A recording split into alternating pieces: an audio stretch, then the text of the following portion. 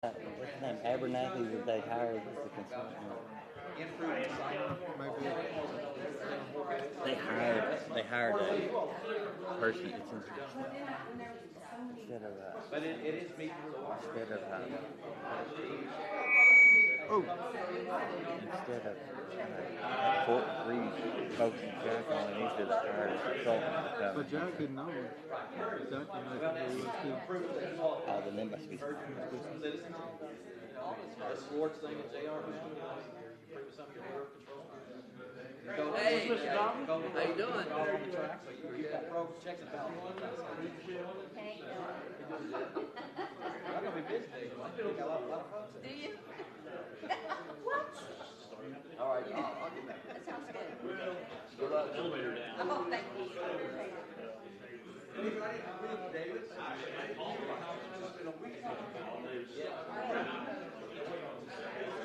Hey, there's some of our people. We don't have many people. There's Jeff. Our team. We're outnumbered. Commerce election.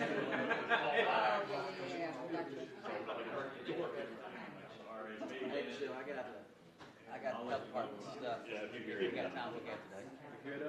Okay. I think it's over, but I think you better than me. You should. When it comes to numbers, hey.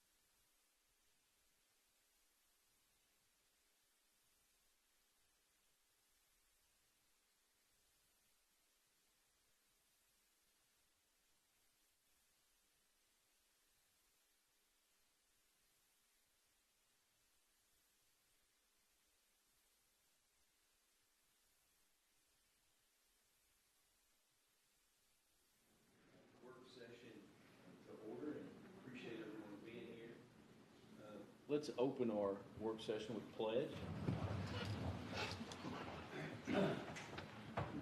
Dr. Wallace, will you lead us? Let's pledge, please. I pledge allegiance to the flag of the United States of America and to the republic for which it stands, one nation, under God, indivisible, with liberty and justice for all. Thank you all. Just to make sure and share with everyone, Cam Culbertson has now been sworn in as of Monday as our official county attorney. And welcome, Cam. Glad to have you. And we know we're in good hands and experienced hands. So glad to have you. We have a lot to talk about today, and we have guests with us. I'm appreciative of their time to come and share what we have been working on. I have had the honor of working with Jack and Scott United, and Kim Minke's also been, Kim's with us. We've been working for the past several months on a local strategic economic development plan, and I think it's very important.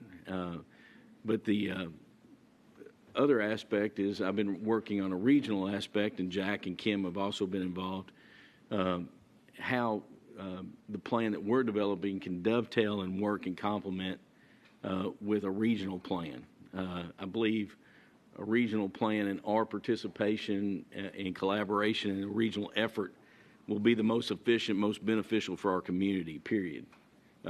So I'm going to ask our guests to introduce themselves, and then we'll have Jack start, and he's going to talk about our local work, and then Andy Johnson is going to share about our regional work. Okay. But if you all introduce yourselves, glad to have you. Okay. Good morning. I'm Andy Johnson. I'm with Commerce Lexington. I'm our Chief Policy Officer. I also work with our regional efforts.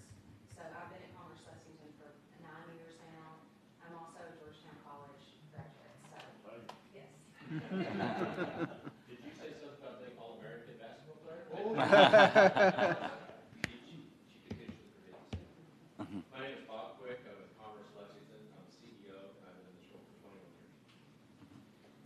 I'm Janet Greathouse. I'm with Commerce Lexington. I'm Executive Vice President and manage our economic development efforts, and I'm on the Scott County United Board. So very much appreciate your all's time. Everybody knows Kim Minke. And we've got a friend in the back row back there that's interested in all this as well, Lee Carter, Executive Director at the Horse Park. And Lee's got a lot of great things going on at the Horse Park, and I think the Horse Park's key to, the quality of life aspects for our local and regional efforts. So, Lee, appreciate you coming. So, Jack, it's the floor is yours. Now, I'm careful to say that, though. You know what I have right here? I have three things, not maps, but other stuff that I'm going to go through. But also, Lee Carter is also a member of Scott County United. So we're really pleased to be a partner in all these efforts that are going on. Some of you may recall, let me start. This is not a chamber. This is how I represent you as Scott County United, the economic industrial group that's been doing in business since 1985, and I've been doing this since 1986. So that's the Jack Connor that you're hearing today. Some of you I know remember, I know some to my right, and particularly Mr. Minke, back in the year 2000, we did what was called Vision 2020. And it was an attempt for the community to get together and begin talking about issues and challenges as it relates to various sectors of the economy. So it could have been planning and zoning and land use, economic development, housing, et cetera, et cetera, et cetera. That, if you actually stop and think about it from an empirical perspective, that really was a strategic plan of sorts. It wasn't an economic development strategic plan, but it was a plan. Unfortunately, now it's 2022, so it's been 22 years. It still sits on my website on gtown.org under economic development. I think some of the things that were in that plan actually were accomplished more by happenstance, I think perhaps, than actually with a plan. Scott County United as a good example by doing economic development. I think that's been a relatively good success. So In June of 1921, so last year, up until right now, Scott County United undertook to look at developing a short and long-term economic development strategic plan for our community. That is the first plan that I've ever been aware of since I've been in Georgetown since '79. As I said, started doing economic development in 1985, '86. So Ted Abernathy, with economic leadership, was retained by Scott County United to do this local plan. Andy, Bob, Jenna will talk about, obviously, the regional plan, but we felt very, very strongly that in order for us to get a hold of, I think, three things: what we were, what we are, and what we're going to become. And those of you on the court, those who are on city council, and others, understand, sort of the school system, Dwayne, understand revenue generation, you understand occupational tax, you understand every bit of that.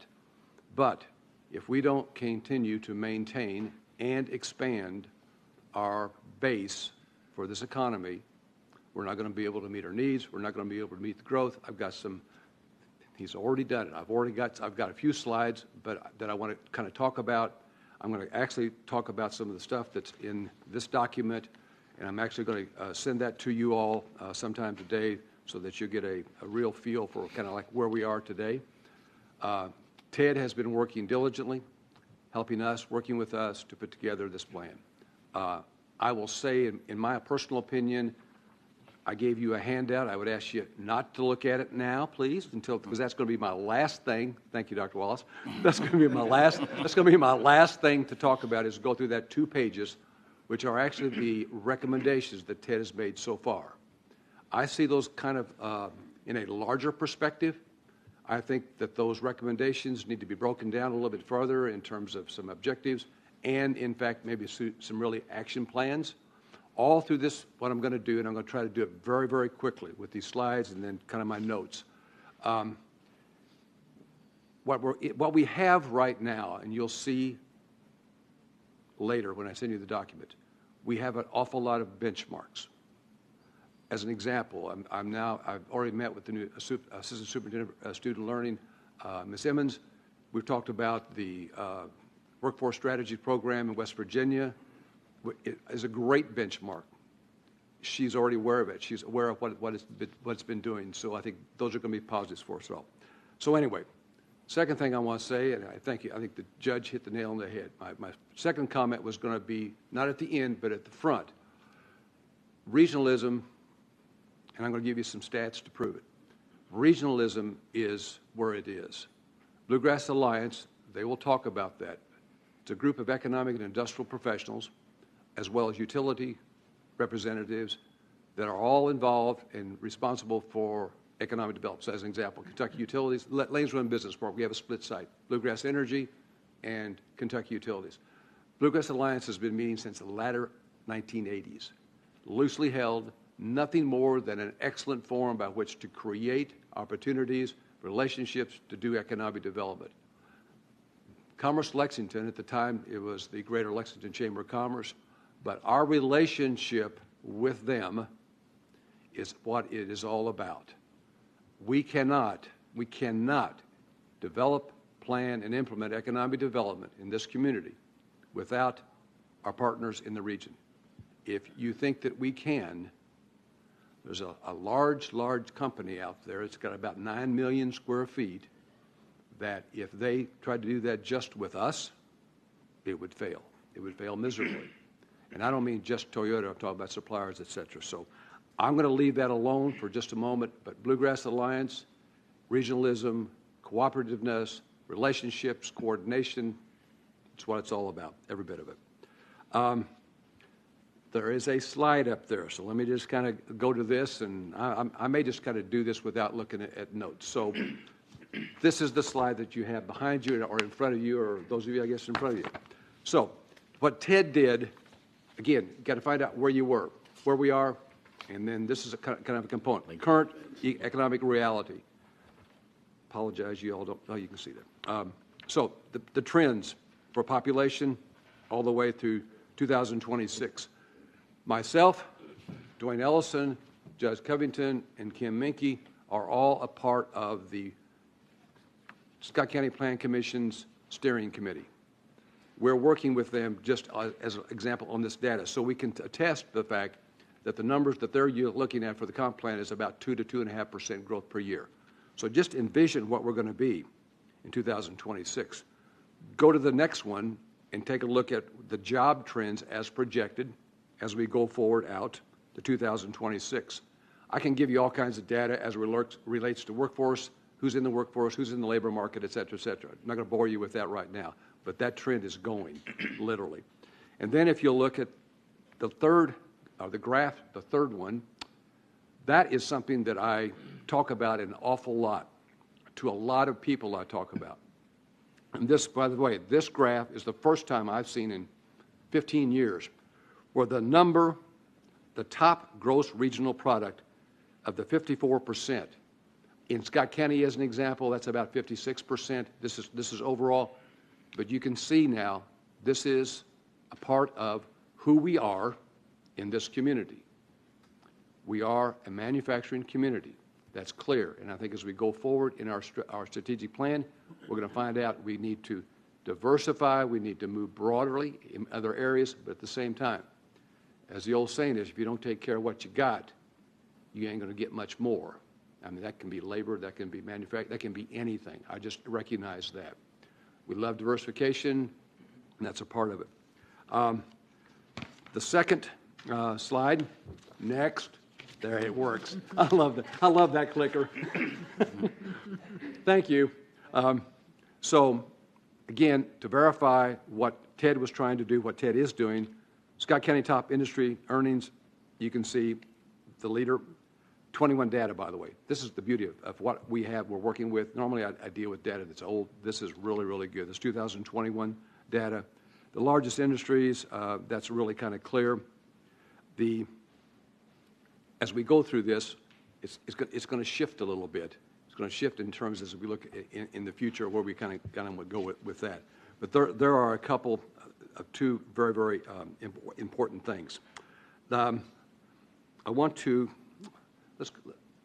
well, you're ahead of me. Goodness gracious. No, you aren't. Let's go next. There we go. So what Ted also did was to look at where we are in relationship. Let me go back to the beginning. I should have said this, and I didn't. The objective, the goal of the strategic plan, I broke it down into two areas. It's kind of the same thing that we're doing on the regional study. Number one, we need to find out how we become more competitively from a collaborative perspective. We've got to be more competitive. How do we become that way? And that means we got to work with our stakeholders. Number two, engage those people that we've been working with to assess the present, the past, and determine where we want this community to go in the future. That's just not us. That's you. You are a big, big player in this. You will be a big, big player in this, the county and the city both, as well as the region. What you have up here are what I do, what Jenna does on a day-to-day basis. So if you look at the left column, it's what do site selectors look for? What do people look for when they're looking at your community in relationship to having a business location? And for that matter, somebody who wants to expand. So there they all are. Availability of skilled labor. You're going to find labor is going to pop up a lot. Highway accessibility. Everything that you tell people that are your constituents or that I tell who are not our constituents but future ones, it's always the same list. It's always accessibility. It's always the interstate. It's always the airport. By the way, the regional airport has become a real deal in terms of not just quality of life, but being able to do business. I'm surprised about what they're doing out there in terms of the clientele they service that no longer are utilizing some of the other airports, but they're doing that. So that is exactly that's what we have to do to be competitive. However, look at the next two, and everybody will say, well, Jack, don't you work for Scott County? Don't you work for Georgetown, Scott County? Yeah, really do. But since we're regional in nature, and because we recognize we have to work off of each other, everything that says that our strengths and everything that says that our weaknesses, we share. So on the strength side, quality of life, quality health care, energy is unbelievably continues to be cheap in terms of KU as an example of Bluegrass Energy. Quality of life, we think, is significant. We think we need to get better than that. Low crime rate, et cetera. Look over on the weakness area, though. 3 I want to point out to you. This is really important, and this will come out in that piece, those 2 pages that you have before you, and some other data. Insufficient shovel-ready land. You're all aware, Lanes Run Business Park is the only park that we have in this community that's properly zoned with infrastructure. That's it. About 150 acres, plus or minus. I hope to bring to City Council 3 or 4 contracts in August. If I do that, that number is going to go down. We have an additional 72 acres that we can put infrastructure in. It's called the old Basler property. That's it.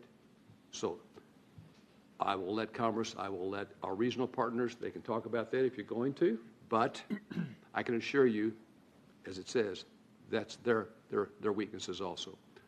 Available buildings, other than that wonderful 9,000 square foot metal building on Connector Road, you all who know what I'm talking about, the one that's north of the car wash, that's it. And I wouldn't, and they, by the way, they want $3 million for that, and it's absolutely, I would not put anybody in. It's just, there are no other buildings. Limited housing availability. Housing is important. Why is housing important? Because if we go down through our full strategic plan, we know that we got to get folks, we got to get people, we got to attract people, and all that, and I'll talk about that in just a moment too. And then, again, there is that insufficient labor supply. Now, I would like to add a caveat here. I'm not real comfortable with the word, and Kim will correct me, when it says insufficient skilled labor. That word skilled is a very interesting word to define. In my business and what I do, skilled labor would be maintenance, would be those kinds of employees. What the Advanced Manufacturing Center, BCTC, trains people for, or the FAME, Federation of Advanced Manufacturing Education. So the data, however, shows, in terms of the high demand sectors from the Department of Education, you know, production labor is very, very important. Entry-level production is very, very important. Entry-level anywhere is very, very important. So you can use it in both manners, but I will tell you that workforce development is a significant challenge. Let's go to the next. I love it. So I want to, this is something that I think is valuable to me to understand. I know it's valuable for Jenna. I know it's valuable for every economic development individual anywhere for that matter. If it's all about workforce development, it's all about labor. So why would I show you a map of community patterns? Well, there's Scott County. Doesn't say it, but I'm going to give you a couple of numbers. First one, and this is 2021 numbers. There are 17,857 people that come into Scott County, to work. Documented. KY stats, it's there. 16,446 go out to work. So where are they going? My wife, as an example, Baptist Health, Lexington Surgery Center. A lot of people, University of Kentucky. Other locations, Frankfurt Government's a pretty good example too. That document, that statistic right there is how we sell together, regionally as well as locally, labor. I think this number is right. Kim will also correct me if it's not. The data is clear. It's about 10,000 people that are working at Toyota. At Toyota, not those that are suppliers, et cetera, at Toyota. So what's the percent? What's that number of those people that actually live and work in Scott County versus those that actually move in to our community to work? Any idea? Some of you probably, have you heard me? If you've heard me speak, you've heard me talk about it. Well, throw a number out, just something. It's less than 50%. You're absolutely right, it's less than 50%. Kim, are we still talking 35? 35% of the 10,000 people that work there live here. Yeah. Yes, sir. Yes, sir. 80. Am I right? I'm sorry. I missed it by 2. It used to be 86, 87, 88. It was 120 counties. I question that sometimes because sometimes I think it could be a P.O. box number, but you know. But still, that is again, and some of those probably don't do it daily. They probably just come in, spend the week, and go back out. So that, again, in relationship to an economic development strategic plan, those are the kinds of things, the numbers that you need to be able to have. Next. This doesn't sound like it's much of the plan, but when we get to the document on your desk, we will. So this one looks at, we know what the largest occupations in Scott County, obviously production. Where the green states the black. But let's go back for the last 5 years. So gains and losses. We have gained, look at professional and technical services. We've gained totally overall. We've gained a little bit in terms of transportation and utilities. So that's kind of where we are. So we really aren't moving as much as we would think in relationship to what the past has shown us. But let's go to the next. I'm going to live this one down. Andy, you're fortunate. You don't have to do this next. Anyway, top growing occupations that we have, again, the last 5 years. So I want you to just kind of look at that. And I always relate everything to the high demand sectors in Department of Education, those which we need to have the pathways on. So one of those is transportation and material handling. So transportation and logistics is one of those high demand. The other one's like advanced manufacturing, IT, et cetera. But look at these are the growth areas that we're experiencing and are going to continue to experience as we go forward. Yeah, sure. What do those numbers actually mean when it says earnings? Are there 3 zeros after that, or what exactly? Where'd you see the word earnings? It says at the bottom, it says earnings. I don't have it on my sheet, so I apologize. Where is that growth of number of employees? No, that was growing occupations. So I'm curious. I mean, my sheet doesn't have it on there, so. Okay. Look. Earnings. Right, very bottom. Snuck it on there.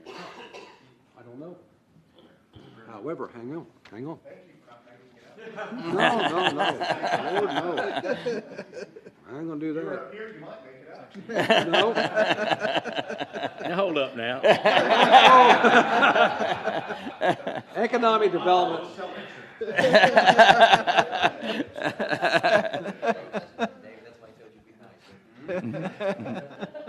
No, Jack, you can- actually, his data, it talks about jobs. It doesn't talk So about. it might be number of actual job growth. I think that's exactly what it boils down to. Okay. Yeah, but From 16 to 21. Okay. And that document and those figures don't even include like the anticipated FedEx facility or, No. I mean, no. That's which would be in that sector as well. yeah. Okay. So next. And the other one that everybody needs to be reminded of is R&L carriers as well. Same sector. Yeah. So one of the things that Ted has looked at is what he calls industry clusters, and actually there's like 10 pages worth of that data. But for Scott County, so it may be even better for me to actually read something. You said it's the entire value chain exists within a cluster: suppliers, manufacturers, distributors, academic institutions, researchers, and workforce training. He said in relationship to the location quotient that you're seeing right there, and I quote, the right quadrant, top one, shows that automotive, transportation and logistics, and metalworking technology are the county's strongest and fastest growing clusters. So if you look at that as an example, upper right, automotive we know, transportation, logistics, metalworking technology, what is that? Metalworking could be mills, millwrights, could be welding, could be cutting, could be things of that nature. Again, kind of auto-related, but yet across the full spectrum. Then I would call your attention across the upper left quadrant.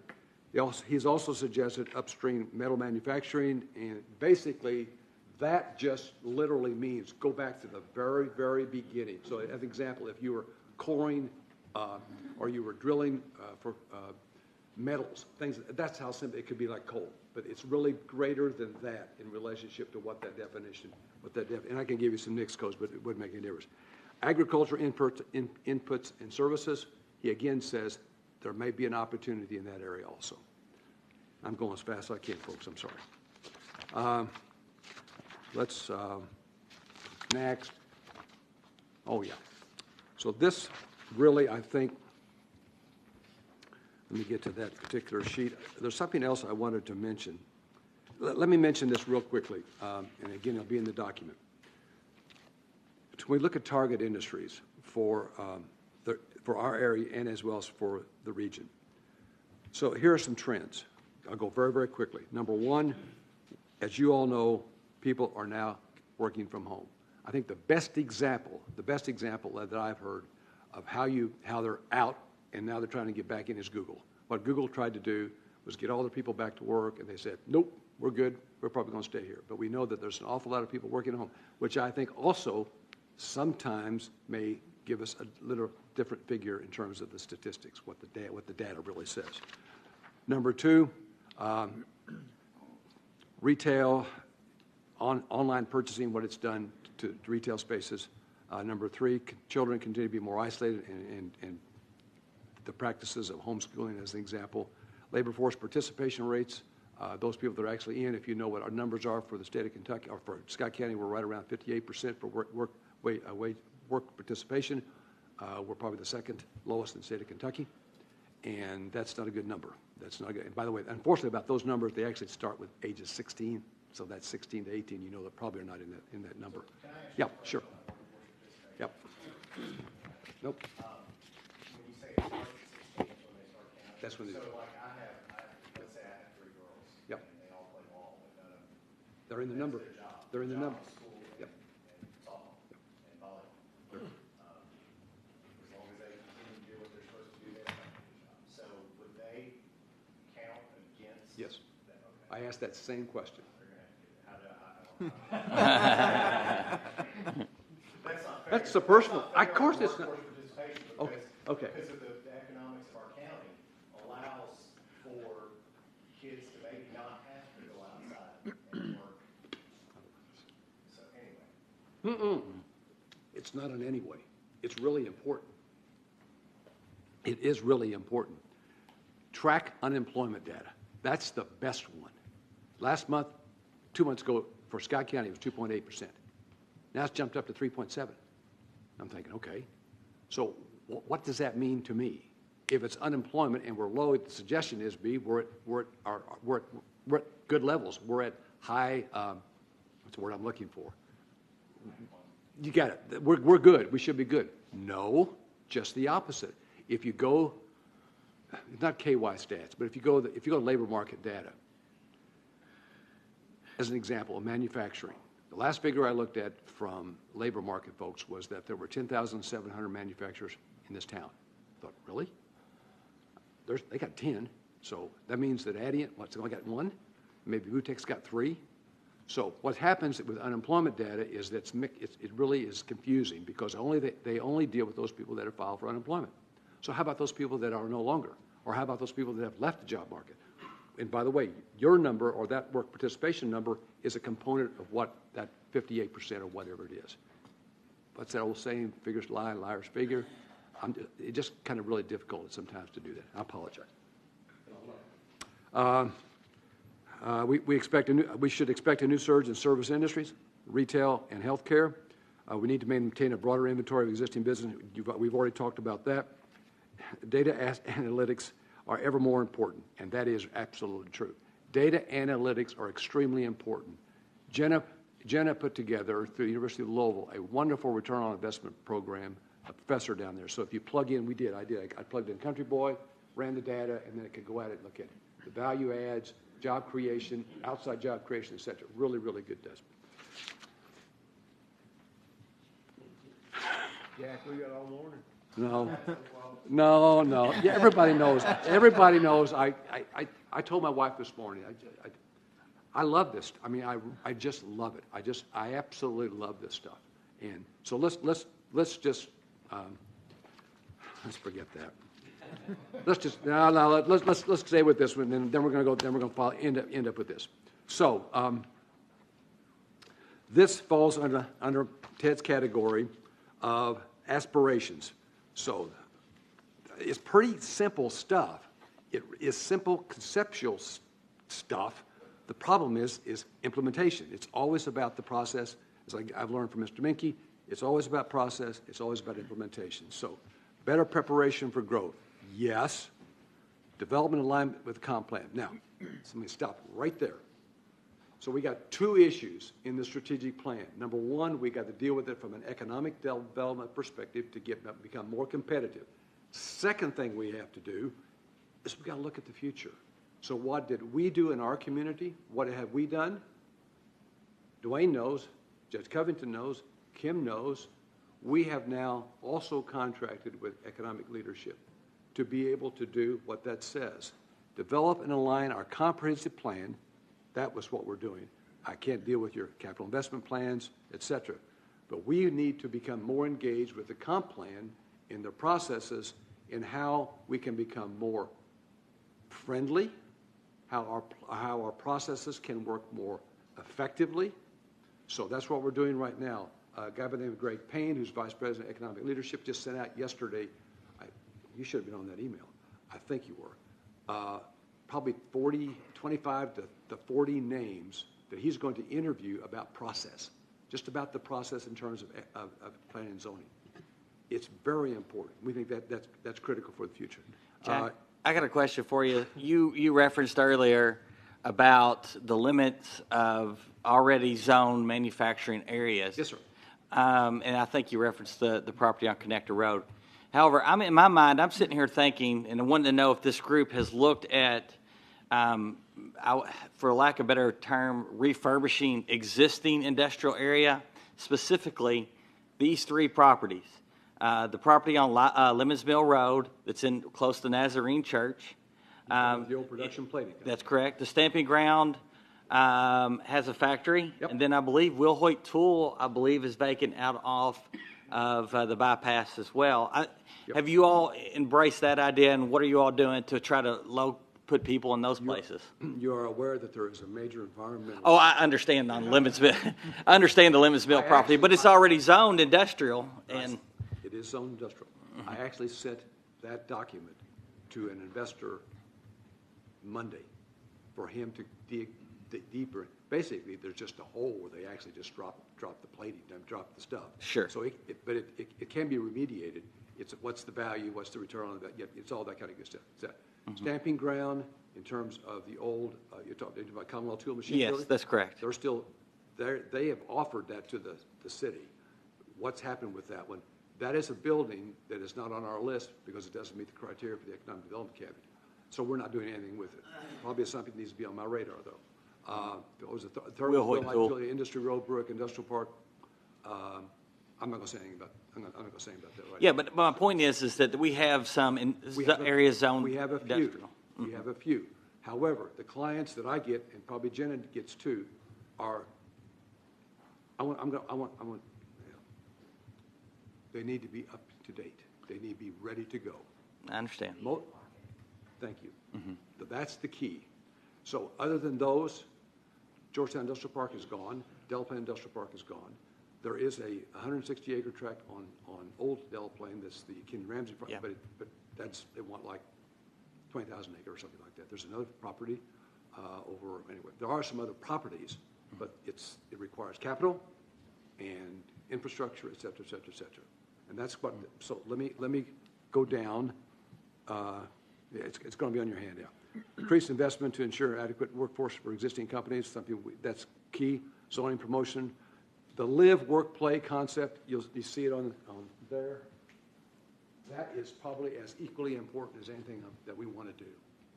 We have got to create a community that people want to come to, not just to come to, but want to maybe live here. I'm a northerner. I came from Indiana. A lot of people from Michigan. Universal Piping Industries, a Michigan company that's doing our business out at our park. We need to make it more attractive, and that's a part of our strategy to do just that. Build a community brand, that's a part of our strategy coming up, and then metrics for success, we've already talked about that. I'm going to stop right there, go to your handout if you don't mind, please, and Bob and Jenna and Andy, I promise I'll shut up. I really will, maybe. So if here, you've got that two-page thing. So this is, I want to,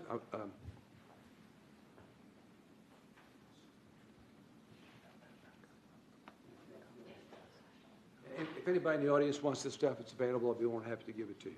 So, yeah, yeah, they already have it. They have it, just the four of you, please. So, this is the back of what Ted has given us the last time he gave us when he presented. So you'll see general recommendations. I'll go through those real quickly here. However, let's go to the top one, which is even a part of the recommendations. Backbone organization. That I want to really stress to you that I'm going to challenge my board. I'm going to challenge the people that I'm working with to take a look at that. You know, what kind of backbone, what kind of organization really needs to be in place to implement the plan. And the plan will have a short-term component and it'll have a long-term component, as I said. I am an older gentleman. I'll be 78 this year. I'm comfortable that this issue needs to be dealt with those that follow me. I like to stick around a few more years. That's up to Kim. Just joking. But I would like to do that. But that's very, very important. So let's go with the recommendations. I'll be very, very diversify the economy. You've probably, if anybody's heard me speak, you know I've talked about that all the time. Two kinds of diversification. You can diversify within the automotive system like Crankshaft's done, or you just diversify into other sectors. That's exactly what we got. You'll see it. Targeted marketing effort for businesses, professional, technical, finance, insurance, technical services, data. That's a part of that. You got to have a strategy to do that. You got to have a plan to do that. Number two, hire somebody to look at multi-organizational branding message, including that this is the work, live, play deal. I mean, it's working in other communities. It's working. It can work here. And I think that's where we partner with tourism. Aggressive promote hospitality and tourism for quality of life. Number two, I'm going to read it anyway. Exploring attracting a new facility. Rick, possible area technical ATC. I don't know what the chances of that are. Yeah, I do. But, you know, this has been my dream for 30 years, is to have an ATC that could do the kinds of things, advanced manufacturing, that could do, you know, we got a welding pathway now at Great Crossing. We want to do an HVAC pathway. All those things that can go in an ATC we'd love to do. I don't think there's the money to do it, but that's a dream. Other pathways, so working with the school system, I'm going to meet with them on Wednesday at lunch to talk about CTE stuff. Charge the Chamber of Commerce. I put a quote around that. I'm not too sure that's the place. Work experience portal. Continue conversation. There's that West Virginia simulated workplace. The strategic plan that we have so far is full. It's full of benchmarks, things that are coming out of prisons. Second chance employment opportunities. We're doing that right now with a couple of manufacturers. It's all there. Develop a marketing strategy forming school parents, critical. Existing, number three, online entrepreneurial support web. Kim and I would love to do an incubator, so that's a concept there. Better, this is the comp plan. So real quickly, I'm going to stop it on this one. So go down to bullet number 2. Designate 2 to 3 500,000 acre sites, mega sites. 1,000 acres is a mega site. Now, understand, comp plan, you can define that. I can go say, hey, Rick Hosteller has 1,000 acres out here. We can define that as a potential mega site. It doesn't mean that we're going to buy it. It doesn't mean that there's infrastructure there. It just means we're going to define it. It's like an urban service boundary with and what those areas can or cannot be. So that's critical. The next one, 10 to 20, 2 to 3 5-acre sites for office commercial use. Again, comp plan. Zone 2 or 3 large areas for planned use, mixed PUDs, planned use development. At urban densities, we've already actually worked on that through the steering committee. Rapid deployment team, workforce development, leverage the horse park. Lee has already committed to millions of dollars to assist us in doing that. No, guess not. But we need to co-brand with them. We need to do that. And then that historic entertainment district downtown, that could be Water Street, south and north. And I've way gone beyond my time. So I'm not going to say Q&A. I'm going to sit down, and I'm going to introduce, if I may. Yes, sir. Sure. No, go right ahead. But the focus is, these are recommendations. Yes, sir. And they're not worth a damn unless we make them action plans. And that's the truth. And we will have lost our time and our efforts unless we commit to making these hard plans. And I believe in several of these things, and I think this is a good starting point. But we have to work collaboratively with our partners, and that's why I've invited Andy. So I'm going to turn over to Andy and Bob. And then, I am firm as county judge executive that one of our responsibilities, we all know that our bills and our expenses continue to climb from A to Z, and they're not going to go down.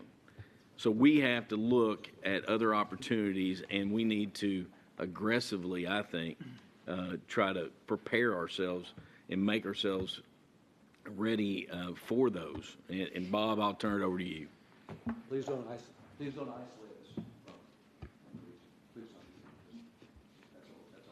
all. Thank you all. My relationship with you began when Toyota announced plant number 2 in Princeton, Indiana. I was in Evansville. Jack came over. He was working for local government at the time, and that's when we first connected and got to know each other. And I feel like since that time, I have had a relationship, and quite frankly, when I got here, one of my first partnerships was with you all. And most of you probably weren't in your leadership role at the time, but that's how it started.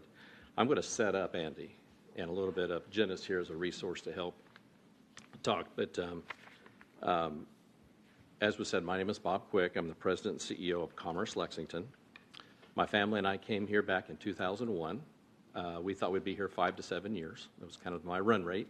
Go to another organization somewhere else. And 21 years later, Central Kentucky's our home. I say this because you don't know me, and yet I'm talking to you about becoming a partner or a stronger partner. So my family, myself, this is home. We're committed. Commerce Lexington, most people don't realize, we put in $4 million a year into economic development. $1 million goes to what Andy does, Jenna does, and our workforce folks. We're committed. And when we stand up, we're trying to figure out how do we leverage what we have with what you have. So thank you for allowing Andy, Jenna, and myself to be here to share some ideas about how our 9-county, and again, I'm going to be talking region, how our 9-county region can work more closely together to grow our economy, enhance our workforce, our talent pool, and create more jobs. Our goals for the regional plan to complement the work your leaders have been doing in Scott County on developing your economic development planning. We view both plans as complementary missions, the regional plan and your plan. And that's a big deal. It helps us all interlink with one another. Within our region, our issues are similar, and our opportunities are many, especially here in Scott County. You're seen as a jewel around the region, inside and outside of this area, because of Jack and what you all do and the decisions that you've all made. But the world has changed. How economic development is conducted has changed. The pandemic has accelerated many of these challenges. And to name just a few, remote work, technology, innovation, talent wars, work and life balance, distribution logistics, supply chain, reshoring of jobs post-pandemic, tax and business policies, all present challenges and opportunities. To compete economically, it's going to take a bigger vision and a better understanding about how we must work together so everyone wins in the future. And I'll qualify that, those who want to get involved, how we all can win together. We have a history of regionalism. As Jack mentioned, 30-plus years ago, the Bluegrass Alliance was formed. It was an alliance of economic development professionals and utility representatives in an 8-county region, now 9-county region, to work together to bring more businesses and jobs to the region. It was less a competitive situation and more of an opportunity for our professionals to work together to grow Central Kentucky in a more positive way. It worked. People could confide in each other. People who competed head-to-head, nose-to-nose, they could confide, and one didn't undercut, undermine, or hurt the other. And out of that grew a lot of new enterprises. We need each other to compete with the bigger metros for projects in terms of labor force and sites. I'll be the first to tell you, I'm from a farm in Illinois, and I was always told nothing's perfect, and nothing is perfect. But I'll tell you, the alliance has been beneficial to all. And it served as a role model to another initiative, which I'll mention just here in a second. But in 2004, in Fayette County, our world changed. Commerce Lexington was formed through the merger of the Greater Lexington Chamber of Commerce, Lexington United, which was the economic development group, and workforce partnership. Luther Deaton was my first board chair. He's told me to go out into the 8-county region and over time build trust with the mayors, judge executives, private sector officials. So for 17 plus years, took me a long time, 17 plus years, Commerce Lexington officials have done just that. Not just myself, but the group that's here and many, many others. And I'll tell you, if you know Luther, he was a little bit more coarse than that. He just said, go out, listen. Don't say a word. Listen. He said, more good ideas to our solutions to our problems come from the region. And I did, and you all opened up in major ways, and it was very helpful. Also in 2004, we began the effort to form a regional public policy group to focus on federal issues, at least initially. There was a fair amount of skepticism, to put it mildly. If I heard it once, I heard it many times over. Issues divide us. Issues divide us. And I would say, well, name the issues. There was a boogeyman somewhere because they just kept saying issues. Today, all 9 counties are involved in the Central Kentucky Regional Policy Group, Public Policy Group. Back then, about 3 or 4 stood up and stood out. All 9 are at the table today. And we're better able to build more consensus around issues, and we have learned that issues that once divided us can pull us together, can bring us together, divisive issues. It's about process. But if you don't trust me and I can't trust you, then we got a problem. It's all built around trust. We know each other better, and we're building trust and stronger bonds in both the federal and state arenas now. We discovered that we have more in common, and our actions speak loudly. To help us better understand the new world, we hired Ted Abernathy, one of the nation's foremost experts on economic development and regionalism. You know him. You hired him. That's something we have in common, and we've been working hand and foot together as we've been going forward. Ted is well known throughout all the Commonwealth, highly respected. Additionally, we formed a regional group to guide Ted's work. We didn't want it to be Commerce Lexington, and we're paying for the study. It didn't make any difference. We wanted everybody at the table. It was fair game and fair play. And Andy's going to walk through the findings here in just 1 minute about that study. But we learned a lot from Ted. Success is occurring in regions that are efficiently and effectively leveraging their resources towards the common priorities, jobs, talent. When we took a Commerce Lexington leadership trip to Raleigh, North Carolina, a number of years ago, we learned that Raleigh, Durham, and the communities in between did not like each other, at least initially. But they found a way through a mega park, the Triangle Research Park, to work together. They also agreed it's okay to be different, and they could respect each other. They've now organized their efforts so everybody can win, and that's what we want to do. By the way, that park, everybody thinks it just took off overnight and everything was rosy. It didn't. It took many years, well over a decade, and some say 2 decades before it finally started, and it's become one of the most pointed out icon park in the nation. Other regions are effectively implementing talent attraction campaigns and advocating for policies or infrastructure funding. But Ted taught us a lot, and we've learned a lot. Here's another thing we learned. We learned when we all came together, our competing regions include the Nashville region, the Charlotte region, the Raleigh region, Austin region, Chattanooga region. You never heard people talk about Johnston County, North Carolina, or Stanley County, North Carolina. You always heard them say Raleigh-Durham. And yet, when projects come into the region, they're well equipped to know who everybody in that region is, and those regions become very well known and utilized. As a 9-county region, we need each other to compete with these mega regions that I mentioned for people in business. And from an economic development standpoint, if we think we can go it alone, that is, if we can go our separate ways and do great things, we're probably fooling ourselves. There are key issues that are either going to hold us back or push us forward. Issues that I'm referring to, land. Jack's touched on it, and he's going to touch on it more. Housing availability and affordability. We've got a big problem. We want all these workers to come here, but where are we going to put them? And where are we going to do it in an organized way so that it all makes sense and we don't hurt ourselves when we're trying to help ourselves? Workforce and talent, and infrastructure. 10 years ago, we didn't talk much about high-speed internet.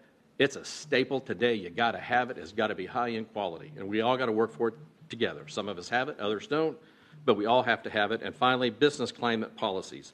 Public policies, the number one is the number one step in economic development. Public policy provides the lanes that we drive. Now's the time to evaluate our priorities in each community and as a region, and to plan for the future. And I'll end by saying this: the world is not going to wait for us. So with that, I'm going to turn it over to Andy. She has led our effort and done a phenomenal job in making sure that everybody was brought together and that we were able to put this plan together. Thank you, Bob. Thank you. Thank you all. So Bob did a good job setting this up, and I know you all have heard a lot this morning, so I'll quickly go through this just for you all's understanding how the process worked for us to come up with this plan with Ted. And then we'll go through some of the key findings and talk about some of the action items, which will be somewhat similar to some of the things that you're seeing in the Scott County plan, but talk about ways where we may be able to work collaboratively on those efforts. So I think next slide, please. So just very quickly, Bob mentioned this, but Commerce Lexington, we did bring together a group of about 45 regional leaders. So this was public officials and private sector leaders within that 9-county region that you all saw with the map. And so we met over the course of a year. We had 4 different meetings, and through that process with Ted Abernathy, the whole goal of that was to create what we call actionable intelligence about the region's current economy and our future competitiveness and what we needed to do to better compete. That was the whole goal of that process. So for Scott County, your all's representatives included Judge Covington, Jack Connor, Kim Minke, and John Cooper. They were representing your voice throughout this process. So we called this our Leadership Steering Committee, and the Leadership Committee, I'll just go over this quickly. We looked at really 6 different things with Ted. We did an economic overview. We looked at the different sectors within the regional economy. We looked at the technology sector and did an evaluation of what would make sense to grow here in Central Kentucky. We looked at our housing situation.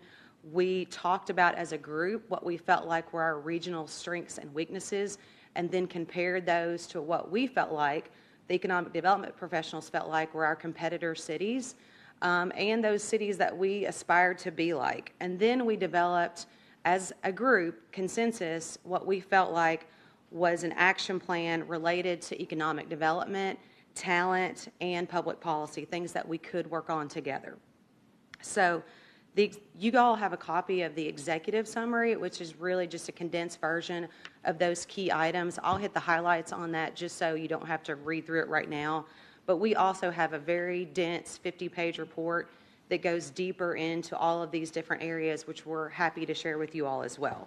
So that report, again, just assesses current realities. It identifies areas for our attention, looks at those growth opportunities, and really just prioritizes what would be those action items in the future. So again, I think, you all have a lot of different recommendations on your plan, but from the start, the Regional Leadership Committee, we did not want to create an extensive work plan of 25 or 30 action items. We wanted to narrow in on a very limited number, 5 to 7 key efforts that we felt like we could work on as a region that would be impactful, that would be beneficial to everyone, would be financially feasible, and would have the broad support of all of our stakeholders, not just Commerce Lexington, because we know we're going to have to work in partnership with our leaders in the region to do that. So very quickly, just so you all have a baseline of knowledge, we'll talk through just some key findings from the report. It's going to be similar to what you all heard about Scott County. Next slide, please. I think that's okay. So that's the summary.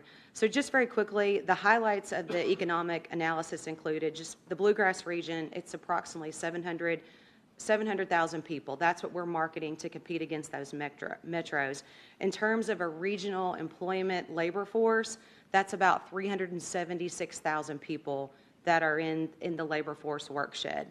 The regional population in the 9-county region, it is expected to grow by about 20,000 people. That's about 2.8% over the next 5 years. Something to note is that's actually slower growth than what we've experienced the previous 5 years. So the last 5 years, we've grown about 3.8%, so that's almost 26,000 people. So we're projected to grow slower. That's the key takeaway there. The largest industry sectors in the region, this won't be a surprise to you all, government, that's UK, that's state government in Frankfurt, manufacturing, that's the Toyota anchor and all of those suppliers around Toyota, and healthcare. We are a healthcare hub for the region as well. So something else to note, Lee's here, the region also has double the national average in agriculture sector jobs, and we're above the U.S. average for accommodation, food services, retail, those things. The fastest growing industry clusters, we talked about clusters, things to keep an eye on, are our business and professional services, distribution, e-commerce, because of our location, again, state government, aerospace, automotive, and the paper and packaging industries. Those are the growth areas. And within technology, since innovation is a key factor, within those technology sectors, things that we may be able to capitalize on here in the region are computer services, software programming, engineering, research and development services, particularly around pharmaceuticals or the life sciences. Those are really our growth opportunities when it comes to the technology sector.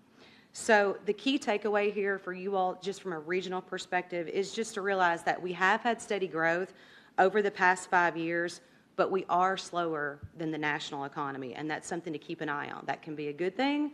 That can also be a bad thing. So when it comes to employment and our labor force, we're growing slower. When it comes to that GDP per capita, products that are developed here, we're slower than the national average. When it comes to the number of young professionals that we're actually retaining here in the region, we're well below the national average. And the same thing with our personal income growth. So these are all factors that potential companies and people may be looking at when they want to locate here, and that's specifically those labor force numbers. So diving into that just a little bit deeper, and the labor availability piece is really a key concern. When we're talking about over the last 10 years, our region has grown its labor force by only less than 2%. So that's about 6,500 workers over the last decade.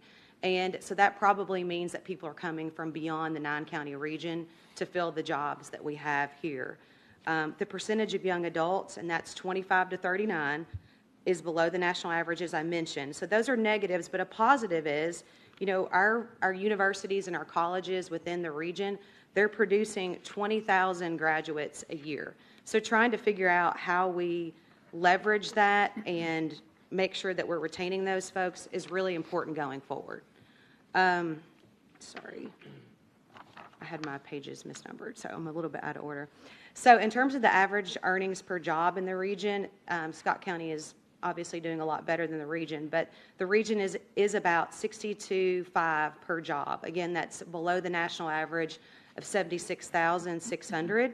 So our lower cost of living does offset that a little bit when we're looking to recruit people into the region.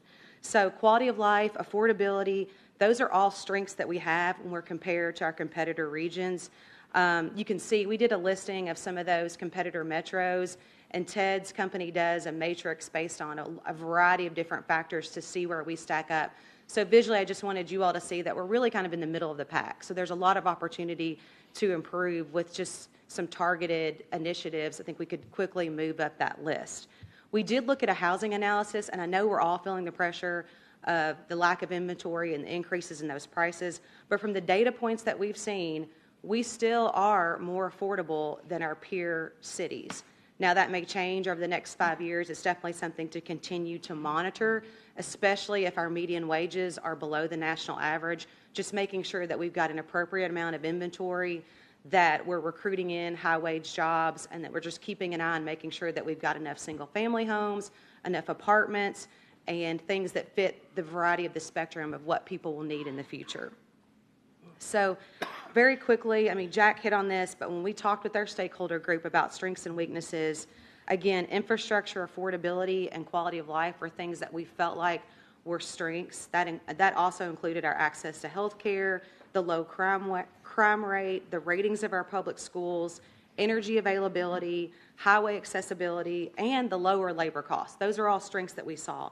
Some of the things that we felt like were challenges that we wanted to work on as a region, again, the skilled labor, the shovel-ready land and available buildings, keeping an eye on housing affordability and availability to make sure we're creating a path for that to continue, and then looking at our state and our local regulations and those development costs and processes to make sure that we're making it as easy as possible to do business here in the region. So this is on your all's handout. I think it's on the third page. But I rambled off all of these statistics, and you're wondering, okay, so what does all this mean? So I think, our key takeaways from this research and this process were as follows. I mean, we definitely need to make the regional economy more competitive. Despite the labor shortage that we've all talked about, the positive of our educational attainment numbers, we do have a very educated workforce here in the region. We have above the national average in people with bachelor's degrees and associate's degrees. I mean, we have people here with those skills. It's just making sure those skills match the jobs that we have. We do have a good quality of life, but we've got those things that are lagging behind in terms of our job creation, our wages, our GDP. Those are things that we need to work on trying to improve. I think the second point, and you all know this, we've talked about it numerous times, is that the regional labor force does need to grow. We need to try to keep more people, retain more people in the 9-county region, specifically those young professionals. The third point, we've talked about it a lot today, is just trying to make sure we've got enough shovel-ready sites and buildings to meet the needs of the businesses that may be looking at the region. Ted actually did an analysis of Kentucky, and site selectors are often looking for anything from 200 acres to 500 to larger parcels of land that's all together in one spot that's ready to go. And Kentucky has 15 sites that meet that 500-acre more definition, but there's really not one here in the Bluegrass region that would be considered a mega site location. So that does put us at a disadvantage for those types of projects. So that's something to be aware of. The fourth thing was, obviously, we want our regional wages to rise, particularly if housing prices are going to continue to increase. We just need to make sure that we're having that diversity and that mix of occupations here in the region. So on a positive side, we do have a lot of opportunities to leverage as the pandemic ends. As Bob mentioned, you've got the reshoring, the innovation. Businesses are looking to produce new facilities and to hire new workers. We've got the stimulus funding. There's some programs at the state level to help with product development that we may be able to leverage. So there's a lot of things that we could be doing to promote ourselves more and to market those strengths in a way that's attractive to not only people, but to businesses as well. And the other point is just the data analytics are important, making sure that we're all on the same page about what we're marketing as a region. Jenna's team does this through the Bluegrass Alliance. They do have a lot of data, website information that they're using to help our economic development professionals in the different communities with those project leads, but just making sure that that's even more robust, and as we move forward, that we're marketing in that way that it's easy to use for those from the outside. And I think, the final point here is that, and Bob said it, Jack said it, regional collaboration can be hard, particularly with the way our tax structure is set up. It makes us more county and city centric, but really just looking at ways that we can effectively work together, whether it's a marketing campaign or working with site selection consultants as a region, looking at how we develop product potentially on a combined business park. All of these things are things that we can look at to do more efficiently and effectively moving forward. So the final thing I'll leave you all with is our actual regional action plan. And again, there's 7 items on this to look at. It's on the back page of your handout. And then I think, next slide, please. I think we divided these up. So yes, okay, so with the economic development piece of this, again, our objective will be to increase the number of jobs, to increase wages, to increase those GDP numbers to the national average over the next 5 years. And the strategic actions to look at to accomplish that would be really increasing our regional investment in our branding, our marketing as a region, our site selector, the folks that do work with these companies on projects, our approach to get in the door with those folks, and really leveraging more of the strengths that we have around quality of life and affordability in those conversations. So that would be one area. The other part is what we've talked about, just trying to create a product development strategy, whether it's here in Scott County or in Fayette County or Madison County. really looking at what are those opportunities to create more shovel-ready land or spec buildings for businesses to look at, and how can we be helpful to leverage resources in that process. The third component is really what we're doing today, just having more proactive conversations with leaders like yourself about what the economic landscape looks like, what we need to be more competitive, and how we can both play a role in that. So this will be conversations that continue over the next 5 years, where we get feedback from you all on what we need to be doing and how we can be helpful to you. So those are really the key items within the economic development bucket. The next slide will show what we'd like to accomplish from a regional perspective on workforce. So next slide, please. So with workforce, a key barometer will be trying to increase that number of labor force each year. So we've set a goal of 1,500 people per year. And the way we want to, from a regional standpoint, try to tackle that is to invest in a talent recruitment and attraction marketing campaign to try to get people to want to locate here in the region for specific jobs that we have. In addition to that, a weakness that's been identified is really trying to figure out how we create more stickiness with either our high school or our college graduates through internship opportunities to connect them and make them want to stay here in the region. So those are two things that we'll be looking at. The other thing, I think, is the public policy side of that. So next slide, please. Through policy, you all know local tax reform is a huge component of being able to create more diverse options for our local communities. So we'll continue to advocate for that at the state level, because it does require that state change for those things to happen. As I mentioned, I think there's some opportunities to advocate as a region for some product development funding at the state level that may be able to help those sites that are identified. And there may be some federal opportunities as well to help with infrastructure, whether that's transportation, water and sewer, things like that, when we do have an identified site, just to work collaboratively on those efforts.